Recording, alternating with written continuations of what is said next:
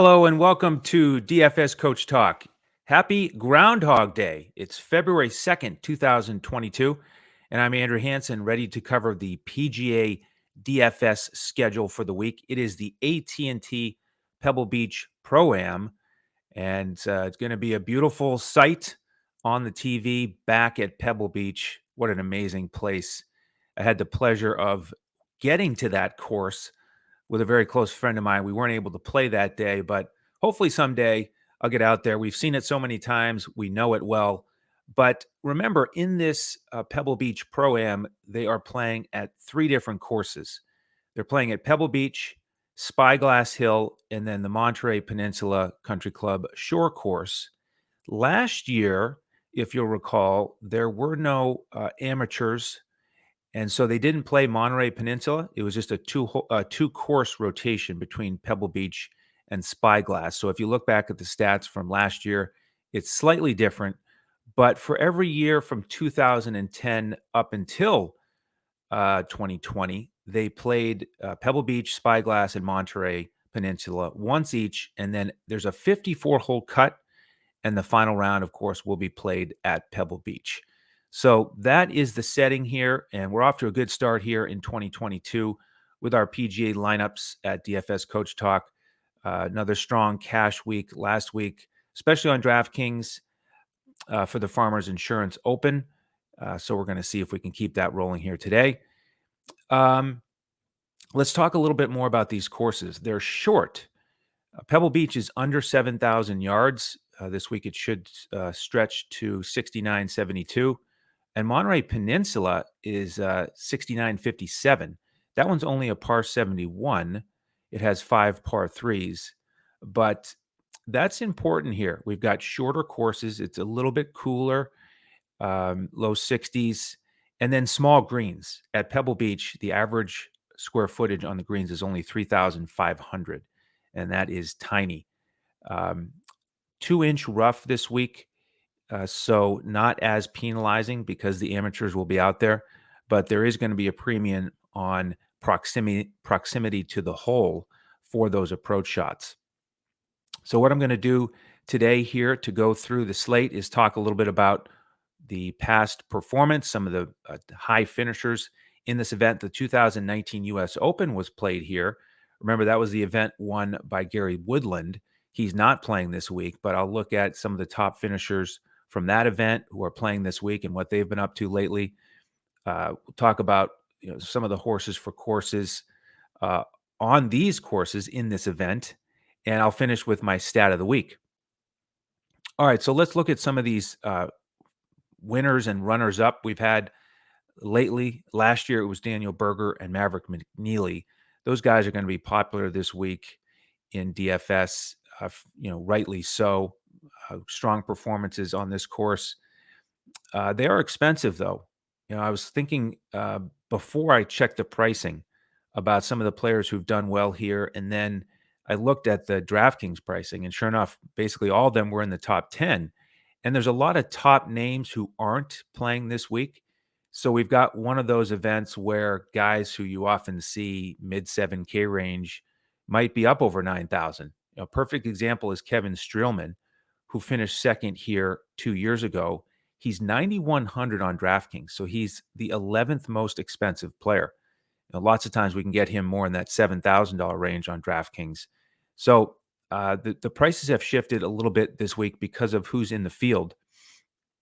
So after Berger and McNeely from last year in 2020, it was Nick Taylor winning with the runner-up being Strielman.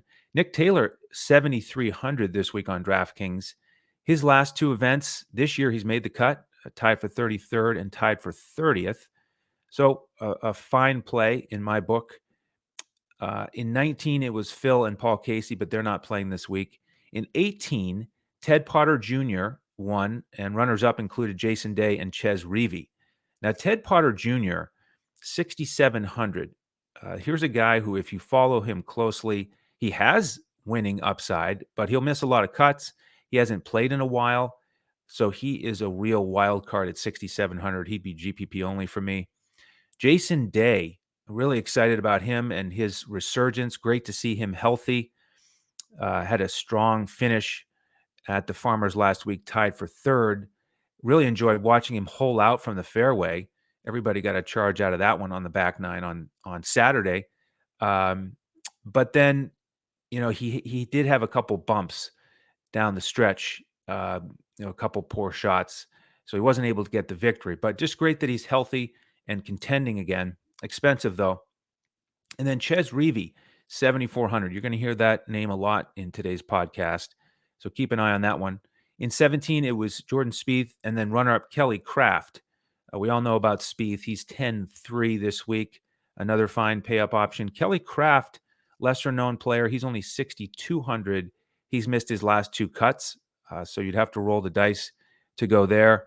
In 16, it was Vaughn Taylor who won it. He's 7,000 this week, and he tied for 42nd at the Sony Open, his last event. So he is in my player pool this week. Phil was runner-up that year. He's not playing this week. And then one more in 15, Snedeker took home the trophy. He's 7,400. He did miss the cut last week at the Farmers, but he was tied for 14th at the Amex the week before that. And then Nick Watney, another GPP play who's cheap. He's 6,200. He has missed his last couple cuts, so you'd have to hope for him turning it around. All right, let's look at the 2019 U.S. Open because it was a major, and they played all four of their events at Pebble Beach, all four of their rounds at Pebble Beach. So I mentioned Gary Woodland won that. A lot of the other guys who finished at the top of the board aren't playing this week, but the guys who are playing this week who finished the highest are Ches Reavie, tied for third, and Justin Rose. He also tied for third. So Ches Reavie, I mentioned his price. It's a good value, and he did make the cut last week at the Farmers, which is encouraging for me. And then Justin Rose, another guy sort of like Jason Day, who is, he's even older than Jason Day. By the way, I think I saw recently that Jason Day is only 34, and that really surprised me because he just seems like he's been around for so long at such a high level. But Justin Rose, I believe, is 41, playing really good golf lately, tied for sixth at the Farmers last week and had a real strong weekend. So he is on my radar. Chesson Hadley finished tied for ninth in that 19 U.S. Open. He's 6,800, good price, but he's missed his last five cuts. And at the Farmers last week in the second round, he shot a 79. So that's tough. He would really have to just feel like he's in his happy zone playing at Pebble to be able to turn it around from that recent performance.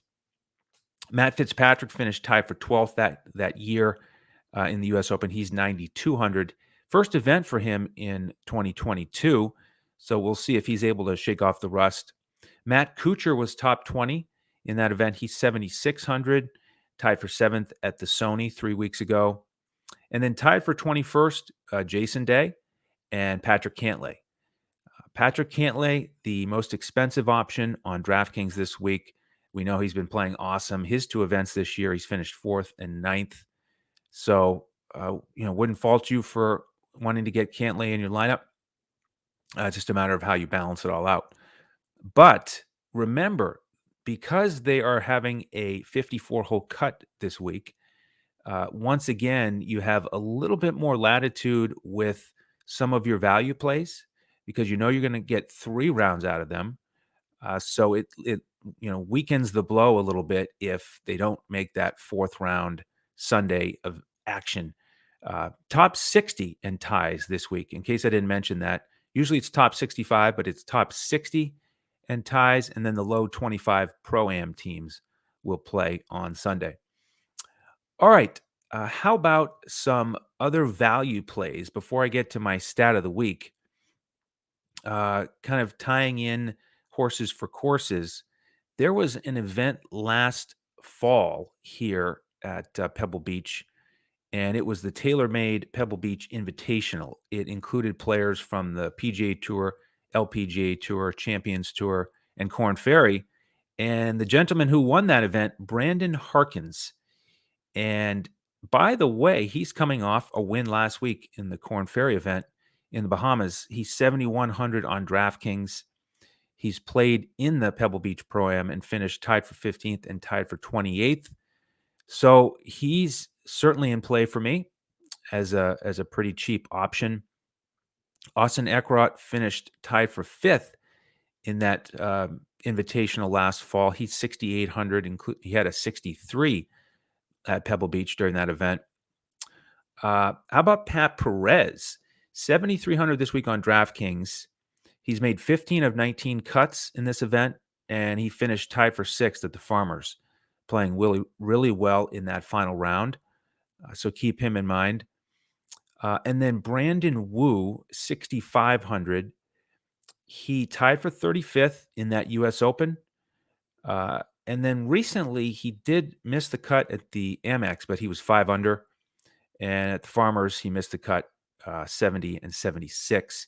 So we'll see if he can return to form on a course that he knows well at a good price. And then with the other horses for courses, anyone I haven't mentioned would be Scott Stallings. He has 2 top 10s here in his last 5 appearances. He's only 7,100, and he had a final round 66 at the Farmers. So, that's something I track a lot, is obviously recent form, recent performances, but also just that final round. I think there's a big difference between a guy who shot 66, shot up the leaderboard, has all those positive vibes coming off the course, getting ready for the next event, versus a guy like Brandon Wu who shot 76. And, you got to figure he's on the range, tinkering and trying to sort some things out, just not coming in with confidence. So basically, it's a tiebreaker for me when players have a similar price range, similar course history, but they're just coming in with a different vibe based on that final round performance the week before. All right, so without further ado, let me hit the stat of the week, and it's proximity to hole. And if you haven't dug into that stat, what it is on the approach shot that these players have hit, and this is for the current season, who on average is closest to the pin after their approach shot. And this stat measures all shots for the approach to the green that land within 30 yards of the green. So I think it does a good job of zeroing in on basically all the approach shots. So if you have a guy who misses the green by more than 30 yards, that's pretty rare. So it basically takes all of the regular approach shots, not the little chips, and studies how close they are to the pin. And why is that so important? Well, again, Pebble Beach, we're talking about green sizes on average of 3,500 square feet. We know it's by the ocean. We know there can be some wind, and it's very challenging. So you got to be precise. Um, and same thing goes for these other courses. Spyglass, I actually had the pleasure of playing that one on a golf simulator recently, and I had a hard time with some of those greens because they're fast, and some of them have a pretty decent slope front to back or back to front. And if you're not on the right side of the green, the proper side of the green, all of a sudden it's a lot harder to putt. So proximity to the hole, that was the stat of the week. And if you look at the ratings here, the rankings for the current season, the number 1 player in proximity to the hole is Satoshi Kodaira. He's only 6,900 on DraftKings, coming off a tied for 12th at the Sony. So he's a value option for you. Ryan Armour is next in that stat. He's also 6,900, coming off a tied for 20th at the Sony. And if you have familiarity with these players, they're shorter hitters, and no big surprise, they do well at courses like this, and they play events like this because they're shorter courses and they have a greater likelihood of success based on their skill set. So those guys are in play for me. Next is Chase Seifert, who's 7th in that category. He's 6,500. Missed the cut at the Sony, but he was 4 under, so playing decent golf. Austin Smotherman is tied for 8th with Justin Rose. I've talked about Justin Rose, but Austin Smotherman is coming off tied for 11th at the Farmers with a final round 66. So he hits a lot of the check marks that I'm looking for. And then tied for 10th in proximity to the hole this year, Russell Knox, who is 7,800 on DraftKings, has a number of high finishes in this event.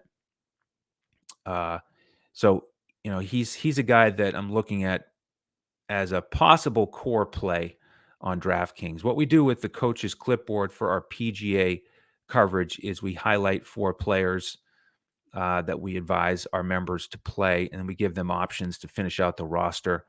And I'll be putting that clipboard together this week, tonight, actually. This is Wednesday.